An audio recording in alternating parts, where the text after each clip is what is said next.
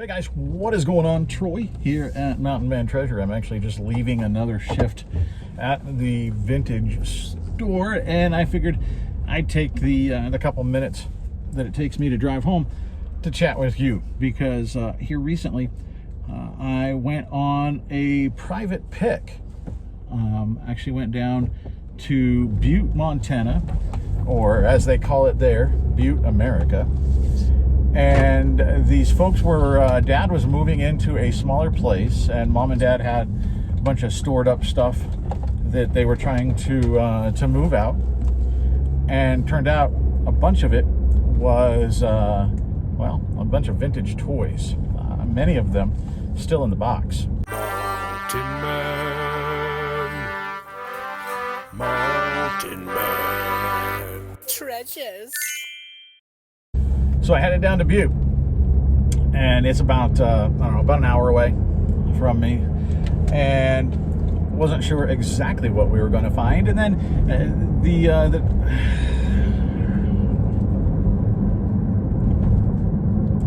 wasn't sure exactly what we were going to find. I had a good idea. She kind of sent me some pictures and explained to me a little bit about what was there, but I didn't really know what we were going to do in terms of price.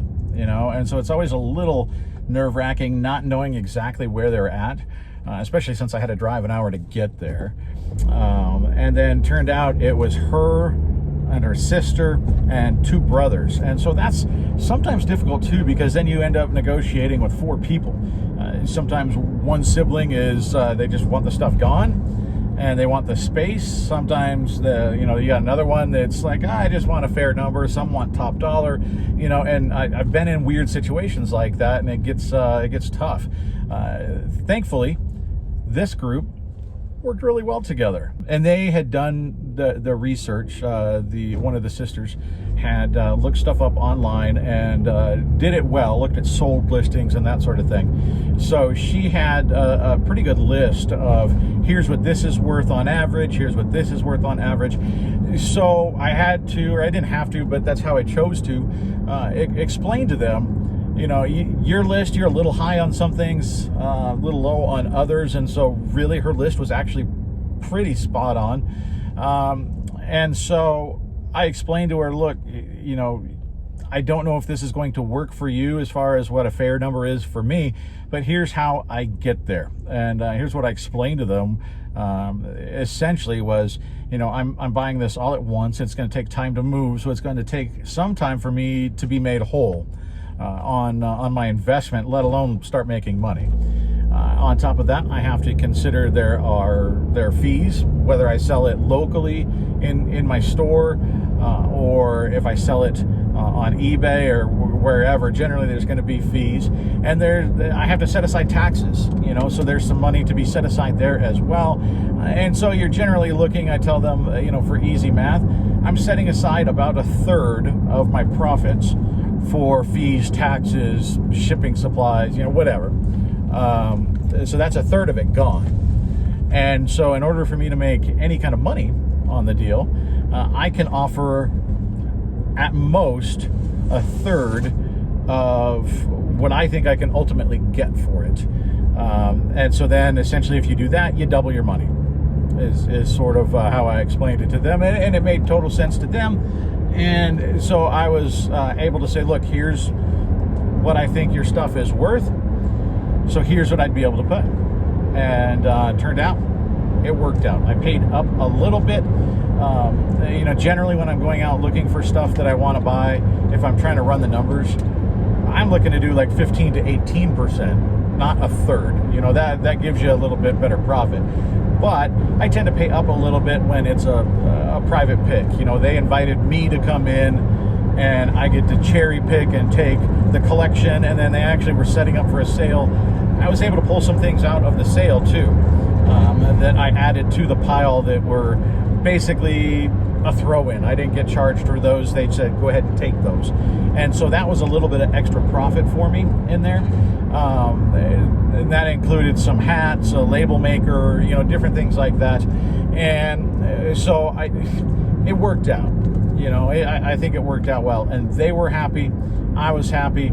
And yeah, it was a good deal. And so I at the end of the day, we ended up paying $400. Figured I'd tell you what was going on, and then we'll jump back to the day of, because I recorded video as I drove to the place, and then went to edit the video together and realized I recorded the entire front end of it. For some reason, there was no sound. I don't know why. I got no sound on the thing, so I had to redo that part. So we'll cut this together and get it up there, and yeah, that's what we got. So check out the stuff I just picked up in Butte, America. And we made a deal. We got a deal. So I'll have to show you some of this stuff once we get it out, but you can see the Bronco is completely full. We got some Cabbage Patch clothes, a whole bunch of like original stuff there. Those, I don't know that those do particularly well, but there's a Wuzzle right there. Got a couple of those. Got an old radio flyer, like the miniature version. Some diecast airplanes, which, you know, not a huge deal there, but like there's a Care Bear 25th anniversary Care Bear there. Let's see, a Wuzzle's book still sealed, and a Wuzzle in there, I think. Bumble Lion. There's Moosel. That's a good one. Little wagon. Cabbage Patch. This still has the original box, which is awesome. There's a Care Bear cousin right there. Other like 1980s Care Bears in there. I got some stuff in the front seat too. I had to stop at the gas station before I got out of town. There's some Care Bears, stuff like that. There's Graham's, the Care Bear. Let's show you. I'll go around to that side. We'll show you that one. So we got Graham's. That's a good one. Got a little mark there, but another one. And yeah, let's go show you the stuff in the front seat. So I got to move some of this into the back, actually, because I did end up with room. We've got two of these of the Cabbage Patch ponies. I got a creel, fishing creel down there, which is cool. Another Cabbage Patch. Here's a pony, upside down, but you can see. And more dolls. And one other thing I'll show you that's pretty cool. Let me arrange these real quick first. All right, so riding up front with me, along with the Liquid Death Sweet Tea, is a Mount St. Helens. There you can see it. Mount St. Helens decanter. It's got, flip this around one-handed. Obviously there's some, I think that's where the label probably was. Got some ash in there. And I think there's still some old Jim Beam in there, which is double prizes. All right, and here it is, all unloaded. So let's just look at it real quickly. I mean, we already kind of looked at it in the car and in boxes, and I told you generally what was in there. But here we've got our Care Bears and Care Bear cousin, the creel in the front. That's actually in really nice shape. That's going to do well in the store, I think. We've got Wuzzles. We got 3 different Wuzzles. Moosel. And then back there is a Bumble Lion, and I don't remember what this other guy is. Butter Bear. So those actually should be pretty good. A couple of Wuzzle books. Little Red Ryder wagon back there. There's the diecast plane. There's like, I don't know, 4 or 5 of those boxes stacked up there. The little radio flyer. Teddy Ruxpin with his buddy Grubby, and we've got a bunch of tapes and books. There's a couple of VHS tapes there. Also, that is a stack of Cabbage Patch clothes still in the box. And then behind that, we've got some Cabbage Patch actually in their original shipping boxes, which is pretty cool. I'll get it out, see? So I didn't pull them all out, but different Cabbage Patch. Those are Cabbage Patch back there. We got My Pretty Pony. Another Cabbage Patch. There's the ponies back there. There's one of the 2. Got a little label maker. That's, I don't know, that's another 20 bucks. Little throw in. Got a stack of VHS tapes. They're not worth a bunch, but you guys know I like picking them up. There was mostly Disney tapes there, and so I just picked up the sealed ones. And you know, you can sell them for $3, $4, $5.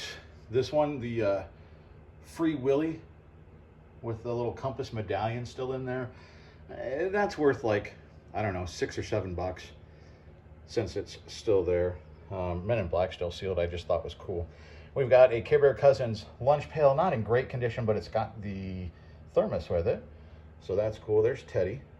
I don't know if we showed you Grubby, but there he is. The Guns of Will Sonnet, that's a pretty rare lunch pail. It's in rough shape and no thermos, but worth picking up still for sure.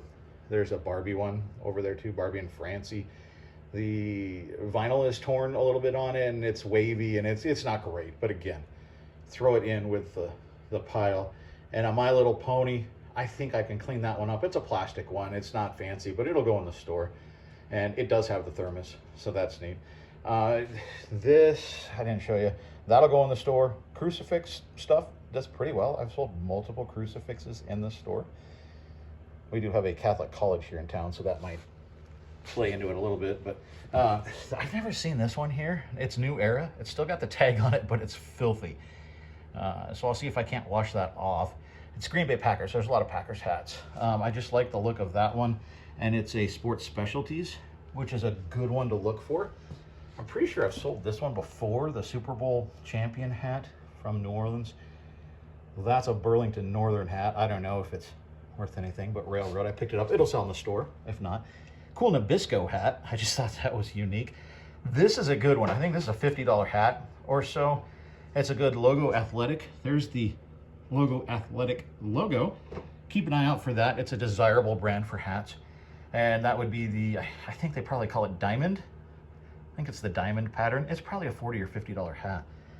And there's a NFC Championship hat back there. Still got the tag on it, so I grabbed that one. So the throw-in hats, I think, are going to be nice and help make some money back. I guess I didn't show you the Cabbage Patch guys over here too. So that's our pile. How do you think we did? Let me know down in the comments below. And yeah, we'll wrap it up and see you guys next time. I appreciate it. I got to get these things sorted. Bye.